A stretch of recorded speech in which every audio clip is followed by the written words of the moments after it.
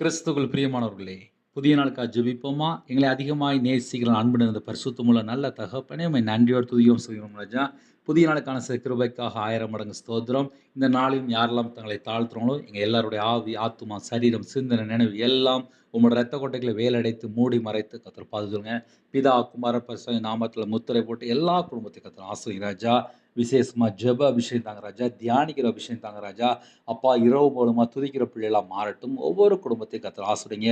யாரெல்லாம் என்ன சூழ்நிலையில் இணைந்திருக்காங்களோ, அவங்களுடைய மன விருப்பத்தை நிறைவேற்றித்தாங்க ராஜா. இந்த நாளும் எந்த குடும்பத்தில கடன் மத்தியில, உபத்திரத்தின் மத்தியில, பாடுகள் மத்தியில, கஷ்டத்தின் மத்தியில ஜெபிக்கிறாங்களோ, அந்த எல்லா உபத்திரத்தில கர்த்தர் மாட்டித்தாங்க ராஜா.